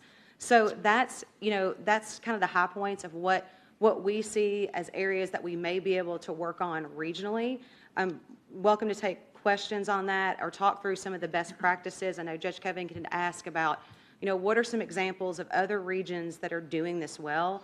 And so in talking with Ted, Northwest Arkansas is a really good model. That's the Bentonville, the Walmart area. They have come together to collaborate as a region on talent and site development and their quality of life marketing as well. So that's a good example. South Carolina has what they call the Upstate Alliance, and they have really been a leader in this, developing these regional parks where there's a there's a revenue sharing model that seems to work. So that may be some examples for us to look at. And then Bob also mentioned the Research Triangle in Raleigh-Durham as another example that probably has been doing it the longest in terms of successful regional collaboration across all of these different areas that we've mentioned. So I'm happy to take questions. We can talk more about some of the talent or workforce strategies that we're looking at, but that's just a high-level summary of some of the areas of focus for the regional plan, and you can probably already see areas where we may be able to help with some of the recommendations that are part of your report. Alvin. I had a question. This jumped out at me before you even mentioned it, but over the past decade, the region labor force has only grown by 1.9%. We don't have a 10-year population number in here, but the last 5 was 3.8. So you're talking about a period of time where there's 7 to 8% population growth, yet the labor force only grew 1.9%. There's a disconnect. Where did those people go? Are they living in mom and dad's basement, or what's that? It could have been a variety of different things. People that have retired out. It could be people that moved to different. We have seen from the work shed, people do drive in from Northern Kentucky, from Louisville, from Eastern Kentucky to work here. So it could be a variety of different factors. Alvin, it's outstanding, or it's unbelievable how many people move here from the north and the northeast on retirement. Right. Because they're much wealthier when they move into our community from the community they're leaving. Yeah. But that is another concern. Yeah. Residential development does not pay. It costs us. Right. Residential development costs us, not. Yeah. So that is. And it's getting to where they're moving from the northwest as well into Kentucky and buying up big chunks of land. Chad. And this might have to go a little bit with some of your recommendations in a regional approach as well as maybe locally. So my concern is with what Alvin has said as far as the number of people from the workforce we have to pull from. And as Scott County, we desperately are needing people. I'm sure the McDonald's in Franklin County who needs people, as well as the McDonald's in Jessamine County needs people to work. But from an educational standpoint, my belief is that we need to grow our own, and we need to engage them early on. What recommendations are you having for schools to get involved with getting our workforce here in, as a regional approach as well as Scott County? Maybe a manufacturing academy. I know Magistrate Ellison needs a plumber right now in Scott County schools, and he's probably having problems getting resumes because we don't have people who do plumbing or electric. Are you all looking at a regional approach with the Scott County or with the schools and then as well as Scott County for those types of labor jobs? Yeah, I think that's a great point to bring up. I mean, the internship bucket could encompass a lot of different tactics. And so I know in Fayette County, through our Business and Education Network, we have worked with the high schools in Fayette County to create an academy model that does focus on the different sectors, healthcare, engineering, to create those modules that give those students experiences and connections with businesses with the goal of them having a work experience before they graduate. So that may be something that, as once we dive into that talent piece, that we determine it may be good to get those superintendents together, share this information, and see if they want to pursue a similar model that matches what we feel like may be the opportunities of the future. So it's a great question, Chad, and I think that's good. And I failed to mention this. I mean, this is where we want your all's feedback. If you think that's an area of focus in terms of internships or work experiences that we need to focus more on collaborating with our high school partners to get them engaged, I think that's a great thought and a good recommendation. Well, we're fortunate enough that we've had shortages in getting paramedics and EMTs, and with the leadership from Judge Covington and Chris Runyon, we have now kind of grow our own through the school system, and we have our own schools where we're raising our paramedics and EMTs to come work for us. I can see the similar situation with Toyota. If 54% of our economy is manufacturing, we need to be looking at it in the school system. Not send them to college. And I'm all for kids going to college, but you have all these people who are now becoming underemployed, probably because they have college degrees, and they're going to work on the lines of Toyota. I'm glad they're there. But if the jobs don't match what the degrees they have, then maybe we need to look at sending those kids in a direction of where we need them to stay here locally and regionally. Rick? Maybe just to add a little bit to Chad and Alvin, we're currently building an area technology center in Madison County, and our company is, and then there's another one. Actually, Madison County's building two of those. And so I've interacted with an assistant principal there because of that, and some of the shop teachers. And they have about 10 or 12 career paths. That's all they're about. Yeah. It's very similar to Elkhorn Crossing, only they've got more to offer. But I was talking with their welding shop teacher this past fall and get in preparation for them moving in now. And they're moving in. They have their outstanding students, the top of their class. They have local manufacturers competing for those students. They're actually, he's turned out 2 or 3 this last graduating class that local manufacturers in their welding shop, $60,000 and $70,000 jobs as soon as they walk out, get their diploma and head across town to go to work. So it's what Chad's talking about. It's something we used to do a lot of when I was in school back in the 60s and 70s. And, What was that now? Is that 1860? You weren't supposed to hear that. But vocational school, and that's what we're talking about. That was what it was called back then. Unfortunately, in my view, we should have never got away from that, but we kind of did. Not totally. But because that's what's so great in my mind about Elkhorn Crossing when that came about. One of my kids is a nurse well, she's an adult now, and she's a nurse at UK. I credit ECT for for that happening for her. That put her on a career path, and she got it right there. She got the foundation, went to BUK and finished out there. But so you know, I see this as an employer, a small one, very much so small, but in all the construction trades, you can't find young people, and when you find them, they're not real motivated, and I don't have time to motivate them. Maybe that's part of their home life. I don't have all these solutions. Maybe that's part of our education system. I don't know what's brought that on, but you know, I can't teach that part of it. Right. I can do the rest of it, man. I'm just using myself as an example, but you can just multiply it. I work around all trades, and everybody's screaming for help. I've talked to Mr. Minke months ago, the last time we talked, and they're screaming for help. We all know that. But something's wrong at the foundation. I'm not sure that I can totally identify that, but I do think it's part of the education. About the direction, I don't know. But this Area Technology Center, the one I'm doing, they're very excited about getting this thing off the ground, getting us out of the building, and getting their students in and get rolling, because the community wants those people that are going to go through those career paths. And they've got 8 or 10 career paths. They've got an auto mechanics, that's all they're going to teach there. And they got a welding, an electrical shop, a carpentry shop, tool and die type shop, and then they've got other career paths in the medical field and law. So anyhow, I think there's something in the foundation that we got to change or do. I'm not sure I got that answer, but I believe it starts with education and maybe directing in other career paths like Chad said.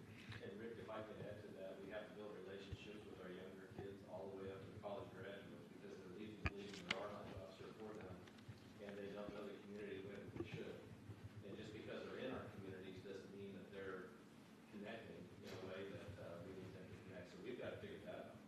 So whether it's the internships or whatever programs we put together, we have to make sure that we let them know what jobs do exist. Rick, I mean, one of the biggest problems we've always faced in schools, though, is kids not taking the class.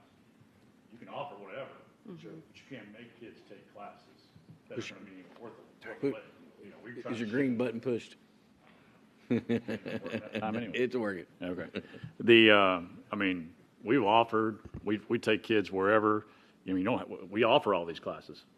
You know, we have one of the best welding teachers in the state, and it might not be an ATC, but they're spread between the two schools and ECS, and still, you're forcing kids a lot of times to take classes they don't want just to fill a class, or we're sending buses with 2 or 3 kids to Lexington to take electricians. You know, we can't get them to take it, and so what I try to tell people every day that, you know, you need to go get your HVAC license and whatever, you'll make a ton of money and whatnot, but they're not listening. So Well, I think one other point, and believe me, I'm not knocking what Scott County's doing, because I know your welding teacher, and he is a great guy, and he's got a good rapport with his students. Sure. Which is a foundation piece. I guess my point is, you can't force them. You're right, but I made the statement also about it starts in the home too, and that's an issue I can't. Maybe it's more of either, an educational of educating our parents, you know, which is always it could be everything. But it could be to let the parents know that there are other career paths potential. That while they're in high school, it's free to check out that, isn't it? I mean, basically, you can take a shop class and go, well, I don't like that, or you can take a shop class and go, yeah, I do like that, but they kind of got to be pushed. I get it. So, David, I'm remembering why Jack told me to be nice today. No, there's an elephant in the room for me, because we've had these conversations before. And what I would implore you all to do from Lexington is to engage your own city council. Your mayor is fantastic. There are often times that city council makes decisions that impact the regional partners without any consideration or care about the regional partners. And it comes back again that we have to take care of our own citizens that pay taxes in Scott County first. We cannot be known as the Lexington suburb, part of Lexington. We're not. We never will be. Unless they, at some point in time, decide to consolidate counties. And so, I mean, that is, you know, this, I love the idea. I would prefer you to call the region something. Find some other way to market it so that we can discuss it with our own constituents. Because we do get feedback, well, why is Lexington trying to tell us what to do? Well, it's not Lexington, it's a regional thing. So rebrand what you're trying to say, not as Commerce Lexington, as a regional thing, and engage the leaders in Lexington, because I can say probably in the last 3 years or so, we've not been very happy over here, and so why would we want to take our ball and go play in that court? And I will say, and I'm sorry, my filter sometimes does not. I get glitches and just say what I need to say. And I do think it's good to just be transparent and lay it out there, period. I think there's value in that. But at the same time, you're talking about courts and playing ball. That's city council, and right. This is a different court. But I do think that organization needs to understand what's going on regionally as well. I think it's huge. But the reason I asked Jack and Andy and Bob and Jenna to come was just to put this on the table so we all know and we all see a bigger picture of what's kind of working. And I feel very confident that that our local efforts have to dovetail and collaborate with the regional efforts.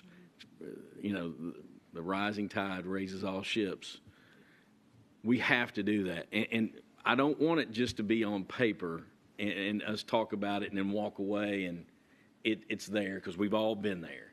We need hard action items that we review every 6 months or every 3 months, and we commit to each other that we're going to do our dangdest to make it happen for all our kids and all our families. The regional branding, the marketing, Andy mentioned stickiness, the internships, letting people know, but it goes all the way down to what Rick and Chad are talking about is like, I believe we just need to keep pounding it as a region to make it the best it can be. And I think we have to look at, developing sites within the region that we can try to market now. And we have to have staff to do that job locally and regionally together. And we need to sell Georgetown, Scott County. We need to sell the Bluegrass region, whatever name. I agree 100%. It doesn't need to be the Lexington region. It needs to be, we need to name it. And we need to, that's the story that we're going to tell together.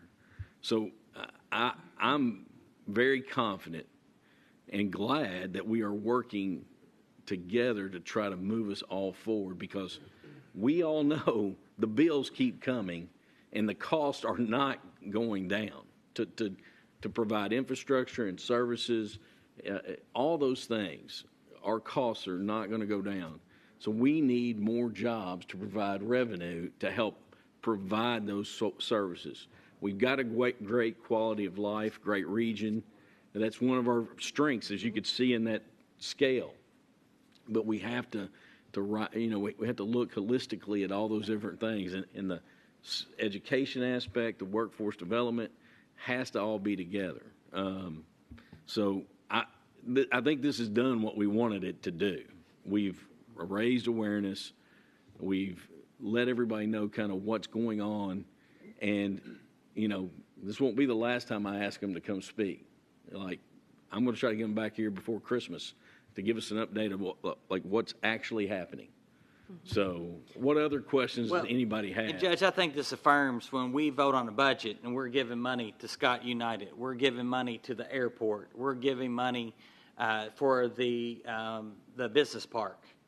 When we have incentive tax incentives that we have to vote on, this goes ahead. This just what it does reaffirms what we're trying to do here in Scott County, whether it's money in infrastructure for sewer lines or water towers or Great Crossings Park for quality of life. I think this is just helps affirm that this is the direction we need to go. And this group will have to consider supporting this effort with funding, and that's just the bottom line.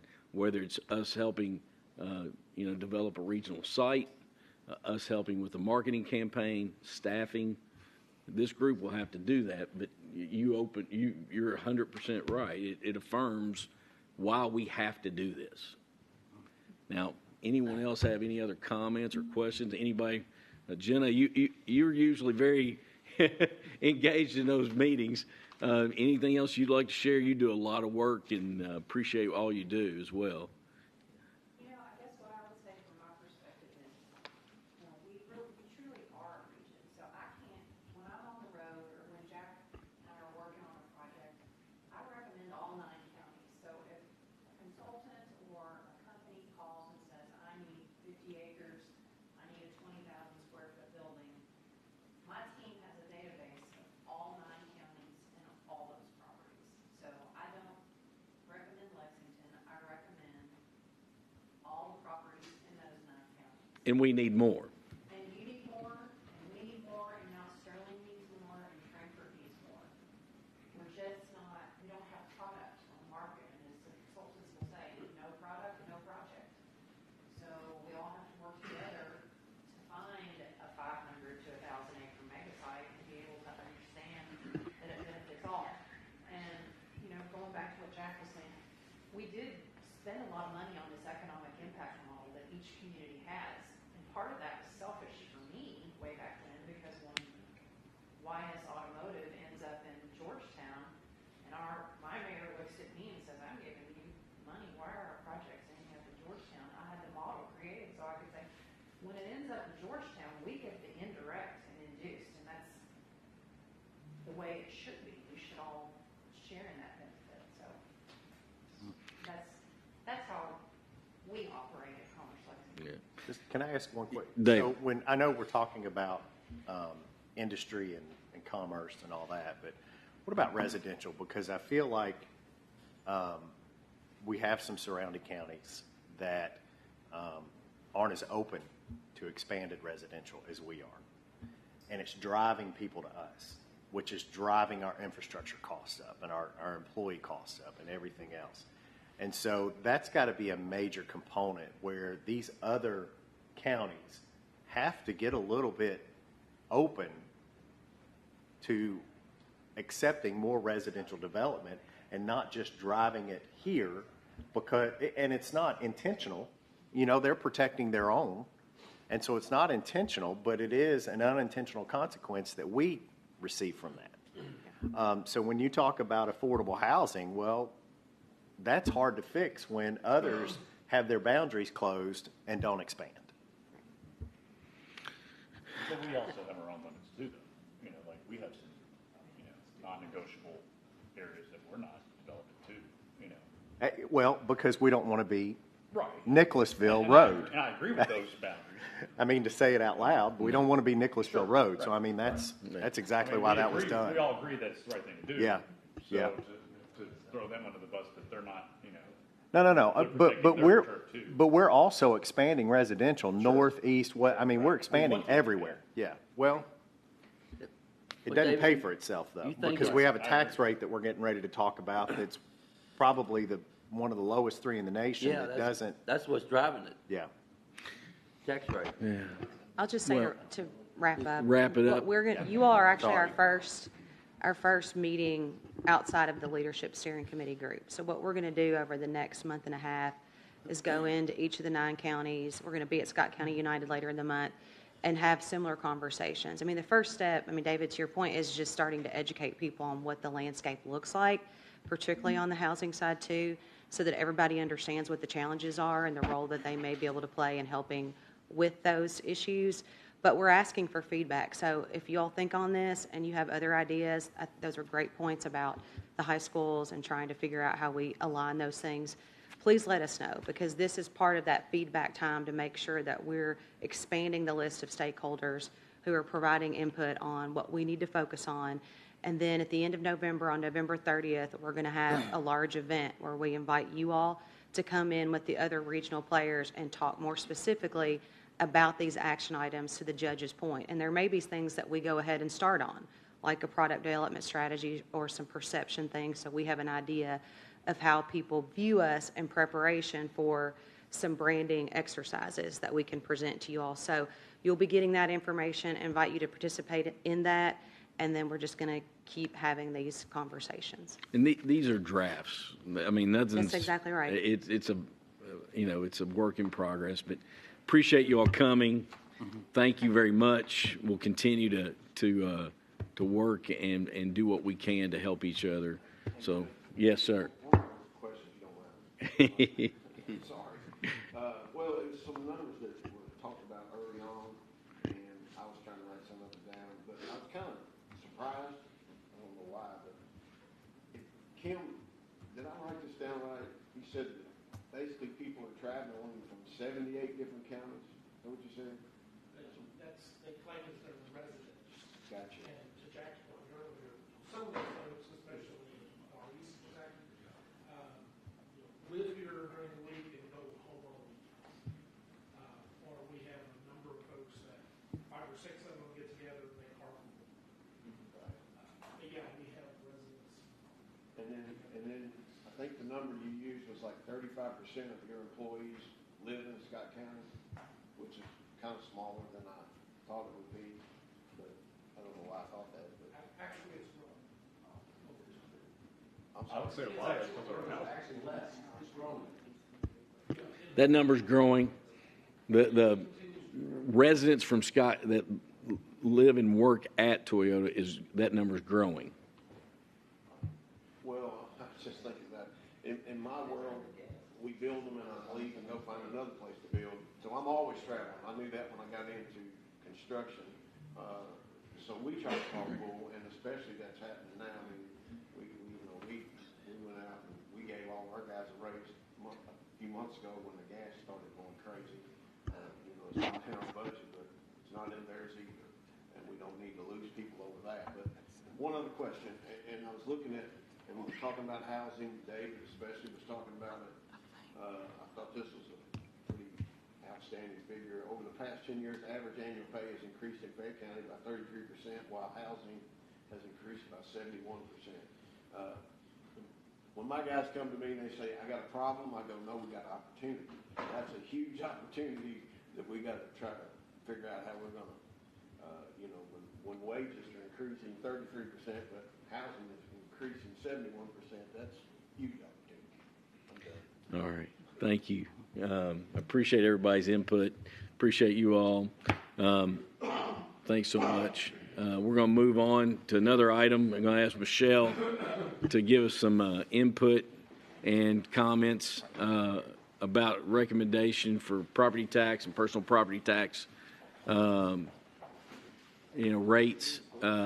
We've shared this, and then we shared a revised recommendation. Michelle, could you just share some comments? Well, just a brief overview. If we are going to hold the compensating rate that's been recommended by the state is 5.90.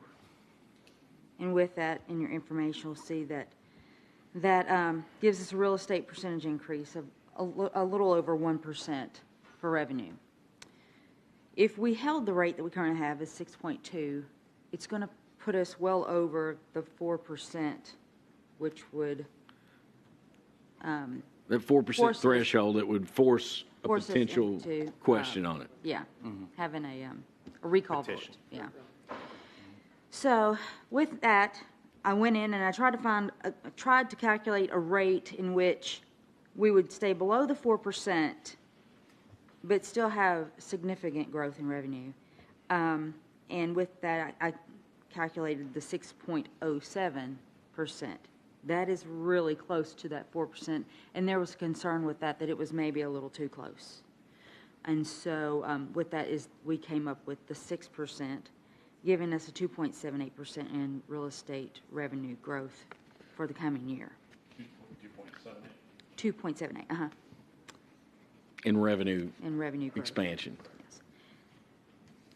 What was how close was it when you said 6.07 was real close? 3.9, yes, the 6.07% was going to put us at 3.98% growth. It's might be a little too close for comfort for some. And you know, the economy and everything going on, is there a sweet spot in there that we can still have some growth, but we are, adjusting the rate, and most people will see a little bit of relief there. With the 6.0, I feel like that's a fair number, and I'm confident that it will help move us forward, but at the same time be a fair thing for our community. What questions or comments, Alvin? Anyone have any comments about that proposal? I would just say, my preference would have been going to the compensating rate 5.9, but looking at the numbers, residential development does not pay its way. I mean, that's the bottom line. It costs them more in services. As we see more of that demand, we have to keep a certain level of revenue there. So I like the 0.6. It's good even number. It's a reduction in rate from where we've been. We've gone from 0.067 a few years ago down to 0.06. We were actually 0.70 at one time. Yeah, when we came in, it was substantially higher. And another thing, I mean, this escalation in prices is not going to continue. I mean, it very well could be assessments could actually go down over the next few years. I wouldn't be surprised, but then that compensating rate is actually going to be a higher rate. So hopefully keeping somewhere in between, we'll be able to smooth that, or you all will be able to smooth that out going forward. I think the important thing on this is to remember is Scott County employees. If we expect to continue to provide a competitive wage and competitive benefits, you have to generate more revenue. And on top of that, with our growth, we are adding positions.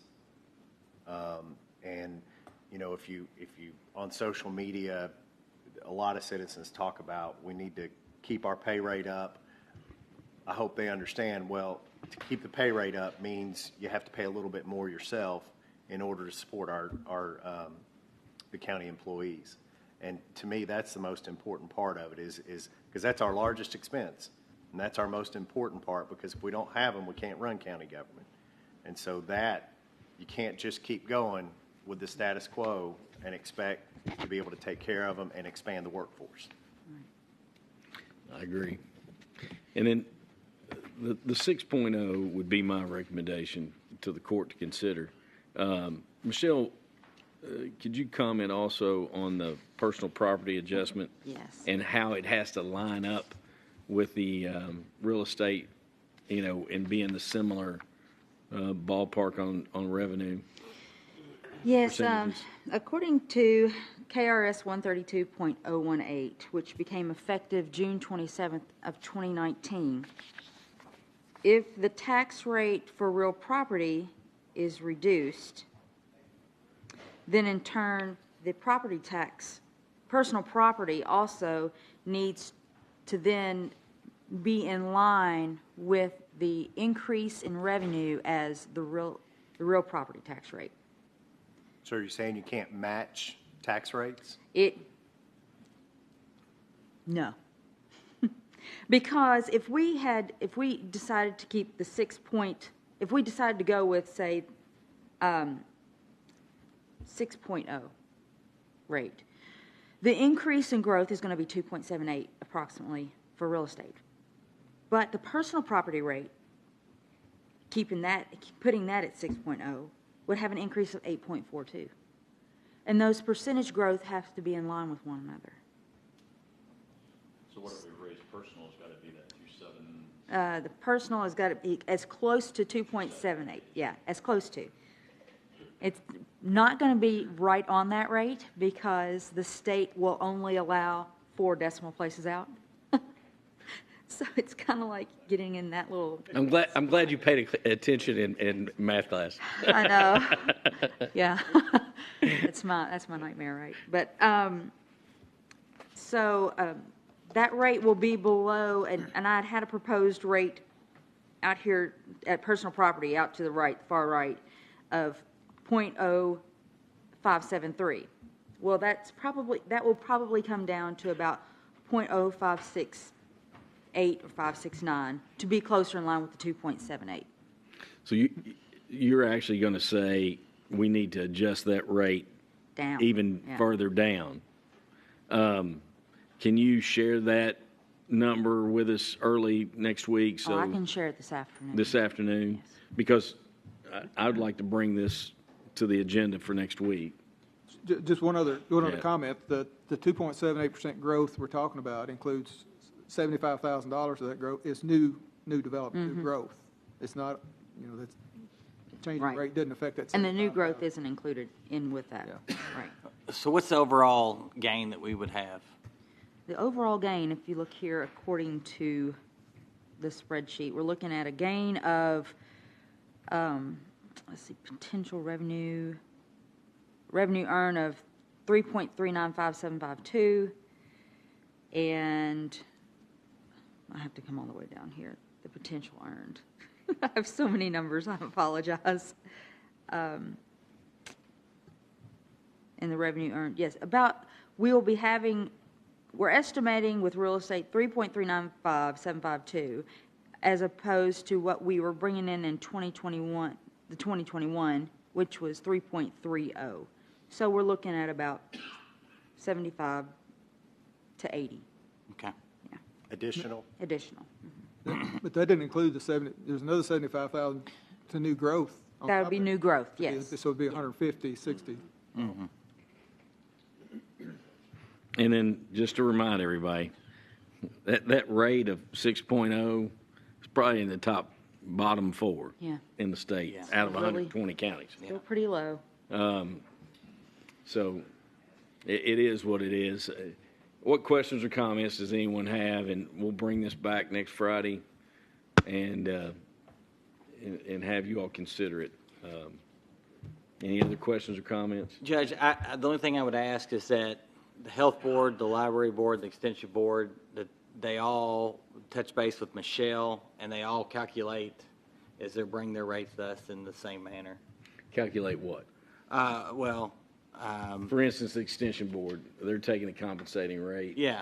On real estate and also on personal property. Yeah. It's actually it's steady. Is that what you're asking? Yeah. And then the library's voting. No. What? We don't get to decide theirs. The library board. Extension office, no. Not on the They extension. just have to report. Not on the health. They just report. The library's actually voting on theirs on Tuesday night. I touched base with Patty. Okay.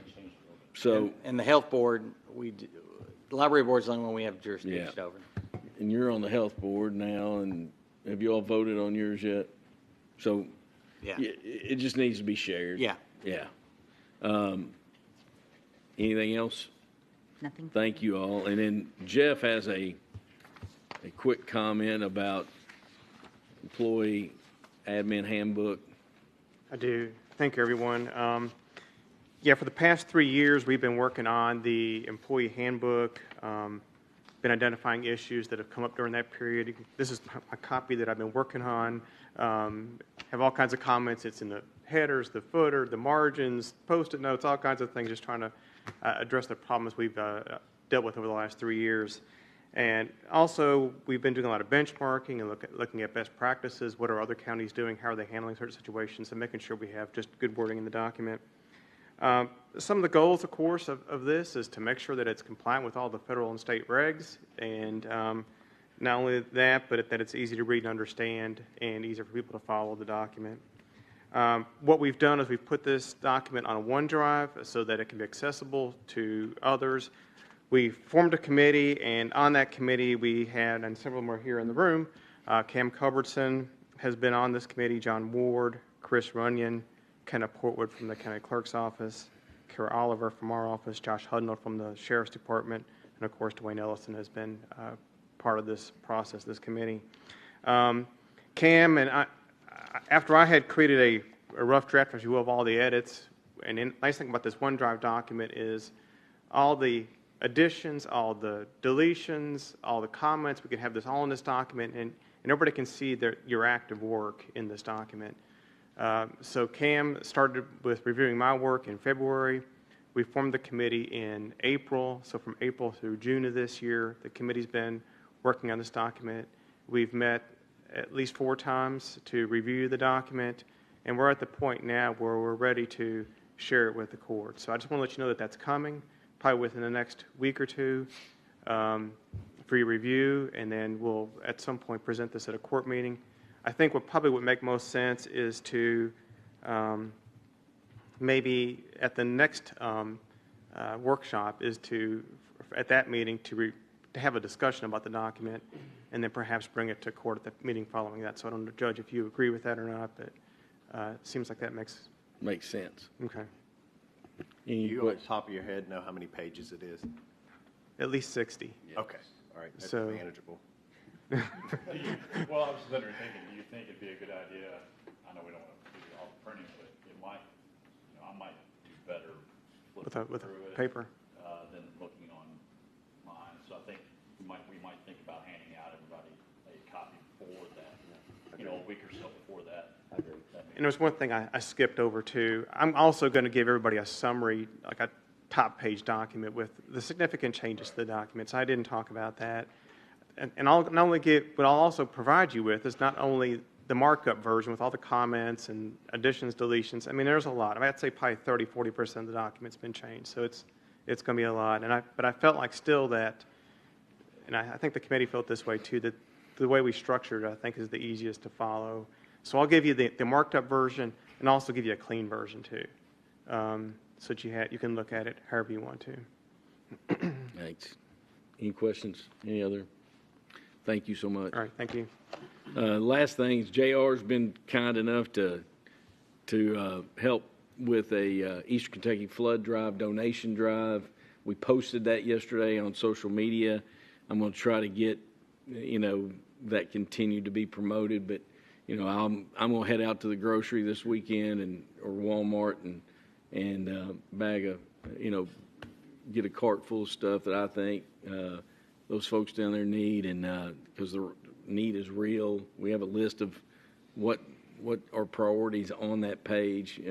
Gallons of water, cleaning supplies, garbage bags, those kind of things, non-perishable food items. But I'm also going to ask you all to consider next Friday donating surplus SCBA equipment to the Perry County Fire Department. They lost a whole station, and John says we could safely donate up to 20 to different agencies down there. I don't know how many Perry County really needs. I need to reach out to Judge Alexander. Alexander. I started to say Adams. It's Alexander. But I had a conversation with him on Sunday, and that need is real. If you all have any comments or questions about anything else you all think we could do to help, please let me know. But I appreciate JR helping spearhead it and helping. We're going to help get it down there. If y'all could consider donating, that'd be great, and consider sharing the page off social media. That'd be great. Anything else? Judge, I got 30-day public notice on solid waste plans. Thank you, I Kelly. was going to say kudos. I don't know if you guys know, but MLS Power Sports took a big truck down. Mhm. That's pretty impressive. Yeah. They've taken several. Yeah. Schools took a bus. Schools took a bus. Country boy as well. So, it's impressive how our community always looks to help, and appreciate that very much. Judge, where are we at on designs for the sheriff's office? I know that the architects met with the county clerk. Last week,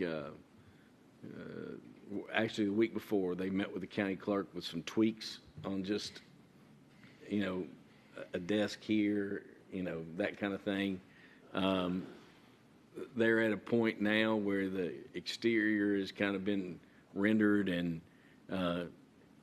it's not far from bringing to you all for your all's review and consideration.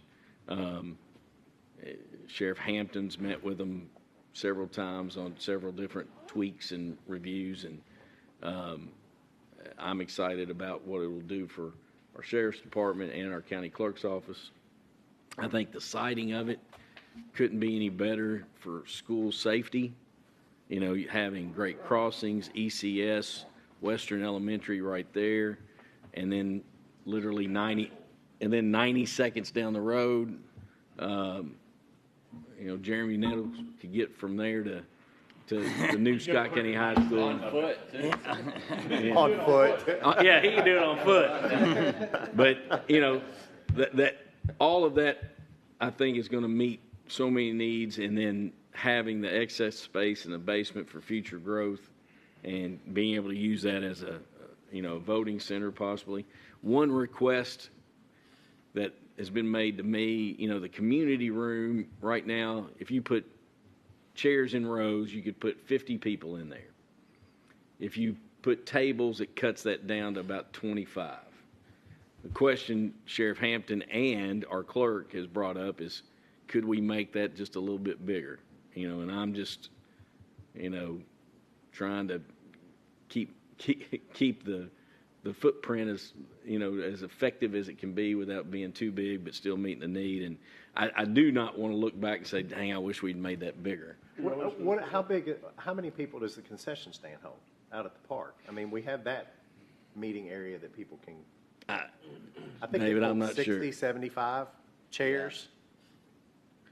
But Yeah. What they're talking about is having on-site a place to do election training or just multi-purpose. I think what they're asking, could we make it 10 feet more, bigger or something like that? Not crazy.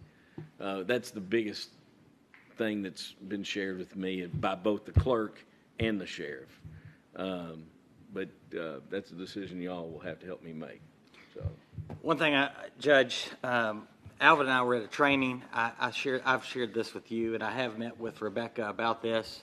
We were at a training and we sat next to the county clerk at Anderson County. And when COVID took place, one of the things that they did is they did this drive-through voting. And he got a bank, and he had also 3 weeks to do it, but people would drive through. They'd hand them a piece of paper, they'd fill it out, they'd vote, and they'd drop it off in the scanner, and it would scan it. I have talked with Rebecca about the possibility of us maybe not doing it. I don't know if we could do that on election day. There would be too many. The way the traffic flow would work, it wouldn't work, I don't think, in that place. But maybe absentee voting or some form of that. To me, I do believe that may be the route that we go at some point. I know it's kind of crazy, but people probably thought banking would never go that way when everybody would walk into the bank and cash your checks, and now most of them are drive-through. Just with that, I just want to say that I did meet with Rebecca. They are doing some work, and that maybe there might need to be some infrastructure, maybe as far as just like electric and stuff in the drive-through that they might need to add. Nothing big where it's going to change the architecture. there's 2 drive-through lanes that are covered by cover. But for those older people who may not want to get out to do absentee voting, or it might be a real possibility for them to utilize that Do service. they put it in the machine? So is the machine outside? The machine's outside. Okay. Mm-hmm. I was thinking you handed it to somebody. No, they pull up and they just slide it in, scan it in. So anyways, I just want to, yeah. All right. I just saved. If there's no other business, before we get into any conspiracies, if there's no other new business, Hey, Judge, I just wanted to mention one thing. There's golf scramble coming up for the Not Alone Pregnancy Center. It's one of our main fundraisers. And What's the also, date of that? It's September the 10th. It's going to be at Cherry Blossom Golf Course. Will you email, do y'all have a flyer you can email that? I'll take a picture. You'll get somebody to do it? Pass that right around. I got more. Okay. We have four-person teams. And, there's a prize for longest drive. That's cheap. Closest to the hole. $320? Yeah, you're leaving money on the table, man. We're good with that. Well. And one other thing that goes along with the pregnancy center, I don't have all the details yet, but there is the Safe Haven baby box. You guys have heard me talk about it last year, and it looks like that thing's getting ready to come to fruition in the next 1 to 2 months, I think. City council's going to be dealing with it because it's going to be installed in the fire department / EMS building at the bottom of the hill on Broadway. That's where it's going to go. So they're going to take this issue up in, I think, the 22nd, whenever the next meeting is. I think it's in the evening. So that's coming. All right. If there's nothing else, we'll close our meeting. Thank you all. 75K on the 20th. Why didn't you say that? You said, God, you.